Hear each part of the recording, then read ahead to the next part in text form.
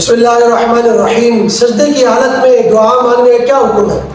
دیکھیں، سجدے کی حالت میں دعا مانگنا بالکل احادیث مبارکہ سے ثابت ہے، اور ان دعاؤں کا بھی روایت میں تذکرہ آتا ہے جو سجدے کی حالت میں مانگی گئی، جیسے اللہم اغفر لی ذنبی کلہ ودقہ وجلہ واولہ وآخرہ وعلانیتہ وسرہ۔ صحیح مسلم نے روایت ہے، حضرت ابو ہریرہ رضی اللہ عنہ راوی ہے، آپ علیہ الصلوۃ والسلام نے فرمایا اقرب ما یکون العبد من ربہ، کہ بندہ اپنے رب کے سب سے زیادہ قریب اس وقت ہوتا ہے وہو ساجد، کہ جب بندہ سجدے کی حالت میں ہوتا ہے۔ پھر آگے فرمایا فاکثر الدعاء، لہذا سجدے کی حالت میں زیادہ سے زیادہ دعا کرو۔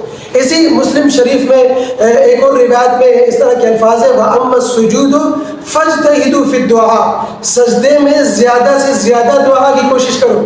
آگے فرمایا فَقَمِنٌ أَن يُسْتَجَابَ لَكُمْ، عین ممکن ہے کہ تمہاری دعا قبول ہو جائے۔ تو سجدے کی حالت میں دعا مانگنا بالکل ثابت ہے۔ ہاں، یہ جو روایات ہیں یہ نماز کے دوران سجدے میں دعا مانگنے سے متعلق ہے۔ الگ سے سجدہ کرنا اور اس میں دعا مانگنا، جیسے بعض لوگوں کی عادت ہوتی ہے فرض کے بعد الگ سے صرف سجدہ کرتے ہیں اور اس میں لمبی لمبی دعائیں مانگتے ہیں، تو الگ سے سجدہ کرنا اور پھر اس میں دعا مانگنا، اس کا حدیث میں کوئی ثبوت نہیں ملتا، بلکہ علماء نے اس کو مکروہ لکھا ہے۔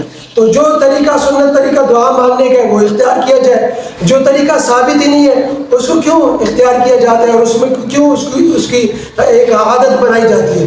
تو جو طریقہ ثابت ہی نہیں ہے اس کو چھوڑا جائے، جو طریقہ ثابت ہے نماز کے اندر، اچھا وہ بھی نفلی نمازوں کے دوران، فرض نمازوں کی نفلی نمازوں کے سجدے ہیں، اس میں دعا مانگنا اور پھر دعا بھی عربی میں مانگنا۔